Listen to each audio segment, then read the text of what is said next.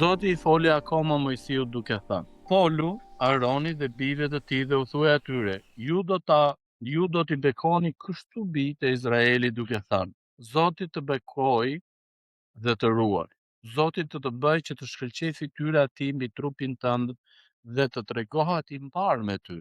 Zoti të kthej fytyrën e tij mbi ty dhe të sjellë paqe. Kështu do ta dhënë emrin ti bijtë e Izraelit dhe unë do t'i bekoj, thot Zoti.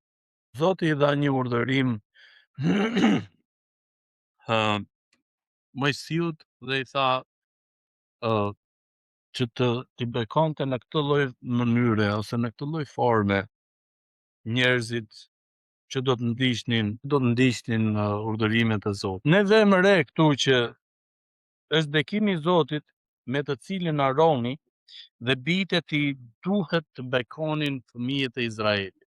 Është një lloj përgjegjësie që do thotë, nëse mbani mend sa po lexuam pak më përpara kapitullin 6 dhe aty mësuam se çfarë duhet të bëje që të ishe nazereas, edhe që do të thotë që ti I dedikohesh Perëndis plotësisht.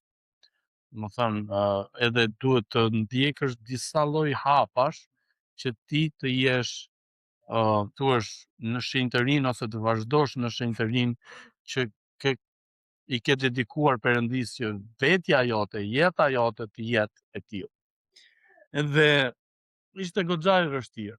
Mua çfarë ndërsa po e lexonin përsëri këtu bashkë me ju, më bëri përshtypje hapat që duhet patur parasysh, pra që ti të ndjekësh për të qëndruar I shenjtë. Por gjithashtu Zoti thot ofertat, sakrificën që ti duhet ofrosh për të bërë ose për të vazhduar të jesh I shenjtë. Edhe në momentin tek pjesa e dytë e kapitullit 6, Zoti tha nëse ti e shkel dedikimin tënd ose vendimarrjen tënde të parë, do thënë nuk zbaton rregullat, ti e fillon prapë nga e parë. Zoti po thotë nëse ti ke bërë një javë shenjtëri dhe ke 2 ditë ose ke edhe 24 orë që ta përfundosh dedikimin tënd, Zoti thotë ti do shkosh të afrosh sakrifica që të kërkosh shpalje, dhe pastaj do ta vazhdosh përsëri.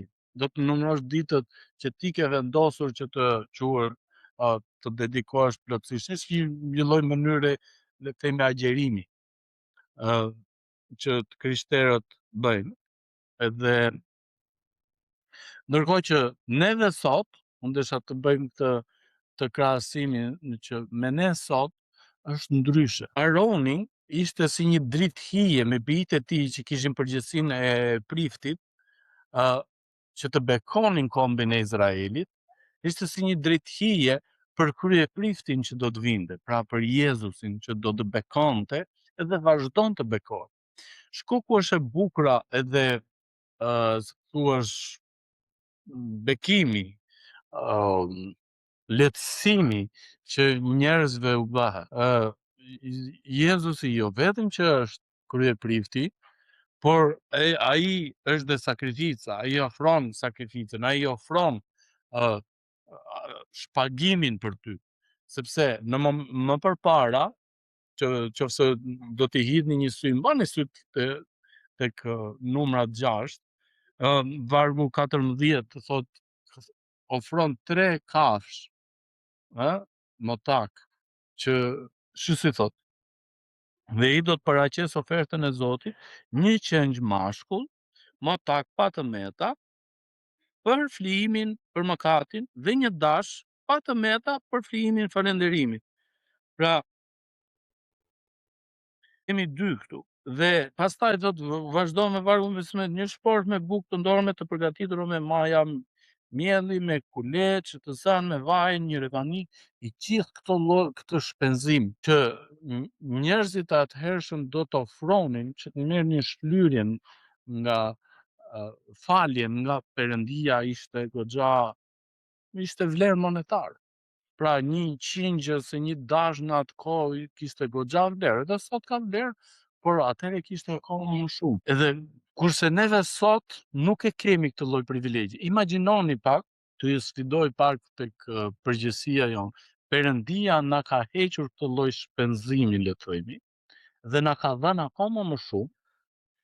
Kur ne vim që t'i ofrojmë Perëndis, t'i japim Perëndis, ne japim të vogla tonë, sepse nuk e llogarisim se sa ka dhënë në fakt Perëndia për ne.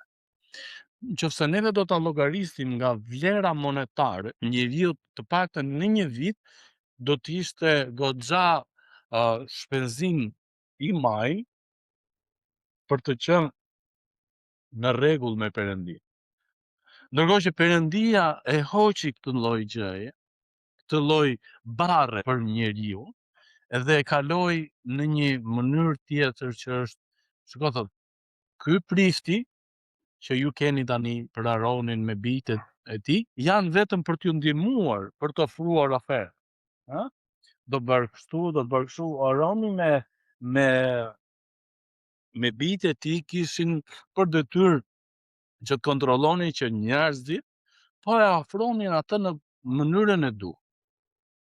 Dhe ndërkohë që përpara Perëndis do vende vetëm Aroni me bijtë e tij, pra kush ishte caktuar për atë detyrë sepse ishin priftërinj, por edhe ata ishin të pastruar, të shinjtëruar për të shkuar në prezencën e Zotit. Ndërkohë, tani neve sot kemi Jezusin, që është kryeprifti.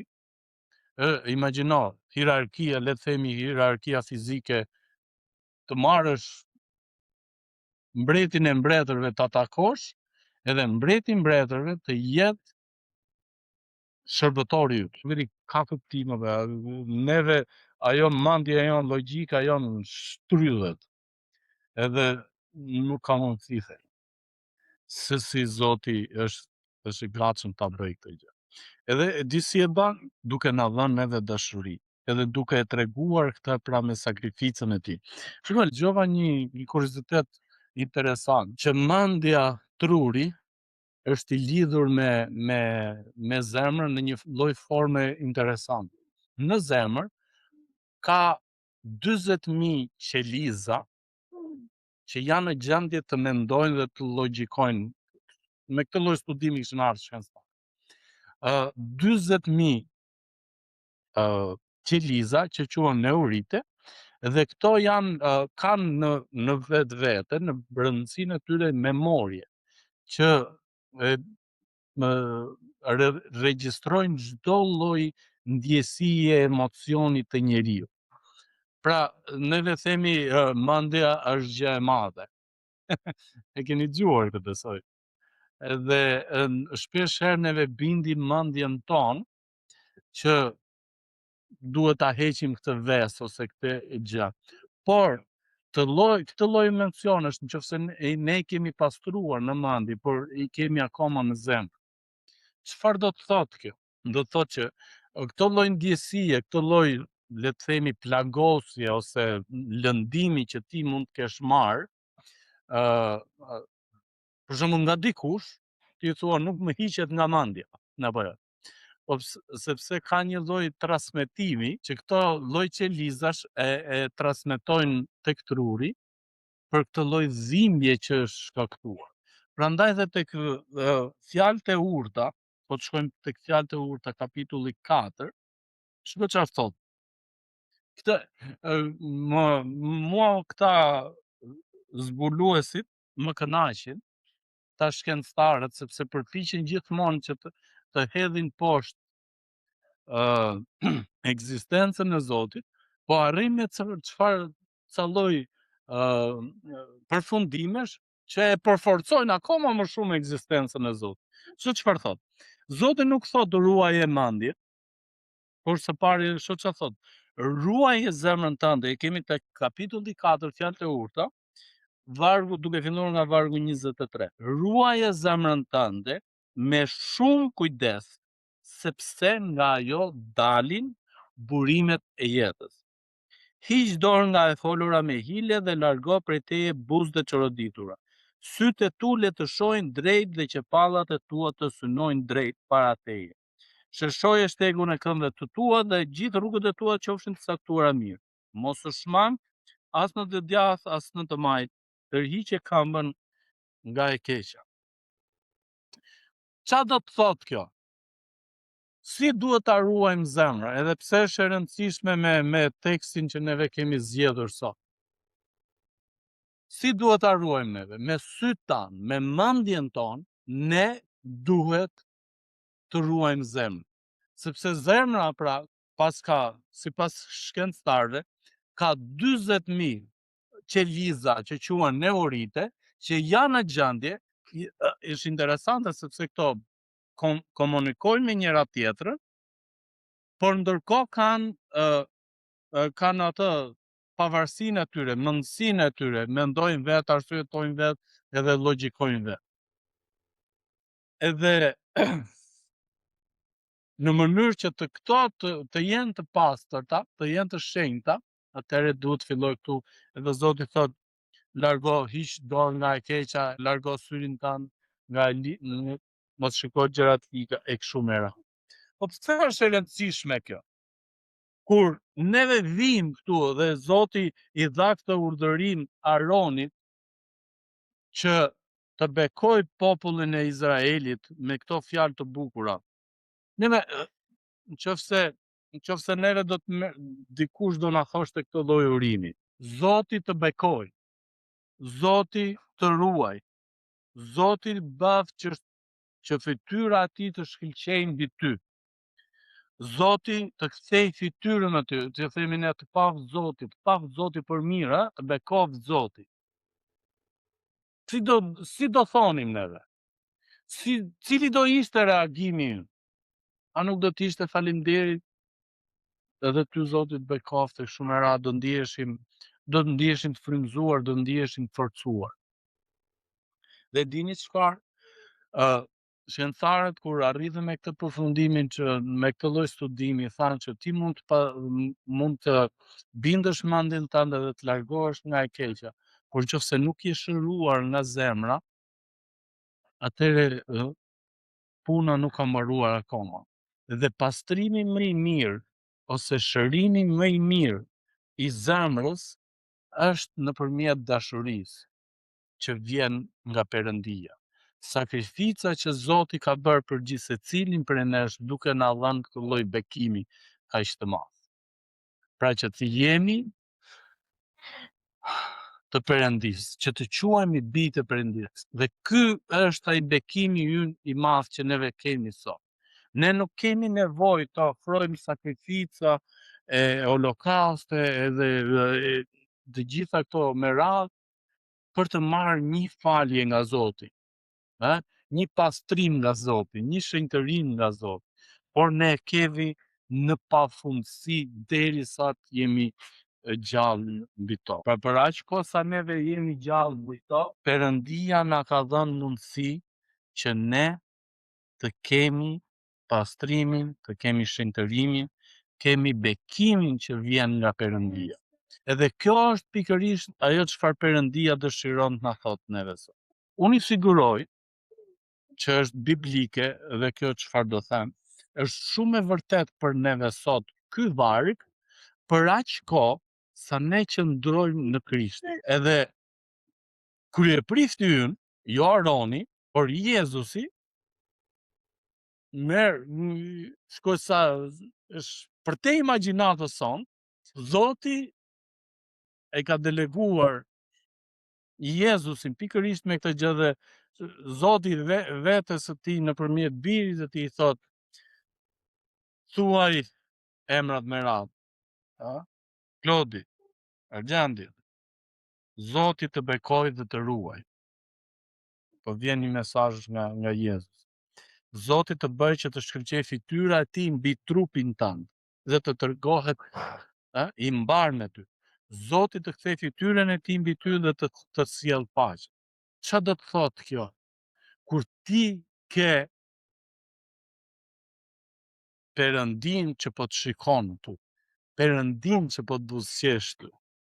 Keni vënë re këto kur takojnë këta njerëzit e rëndësishëm, çfarë janë këta deputetë, kryetare, ministre, këto I keni vënë re kur dalin kështu në publik, si shtyhen njerëzit për t'i takuar ta? Edhe thot, unë e takova personalisht, ose shtyhet si të ulet pran ti për të bërë një muhabet edhe për të thënë, për të mburur që unë e njoh, unë ula pas. Është një person fizik, është një njeri që në fund ka dhe ai dobësitë e veta që do të ndahet nga kjo jetë. Kurse tani ne kemi pikërisht këtë gjë. Fytyra e Zotit po shkëlqen mbi mua përmes Krisht. Dhe mbi trupin tim tregohet i mbar. Zoti ka kthyer fytyrën e tij, shikimin e tij dhe po më shikon mua, po më buzëqesh mua. Më bekon, më ruan, më bën që të shkoj çdo gjë mba. E ku ka bukuri më të madhe edhe gëzim më të madh se sa të kesh favorin e Perëndis. Për këtë ne po flasim dhe ftojmë gjithë secilin, ata që janë në Krishtin, që janë të gëzuar, pikërisht me këtë gjë dhe të vazhdojnë të qëndrojnë në Zotin, edhe të lejojnë gjakun e Krishtit që t'i pastrojë, por edhe ata që nuk janë në Krishtin, që të kërkojnë të pagëzohen, edhe të kërkojnë që gjaku i Krishtit t'i pastrojë, t'i bekojë, edhe në fund kemi kënaqësinë më të madhe që Zoti është me ne. Zoti po na shikon, Zoti po na buzëqesh.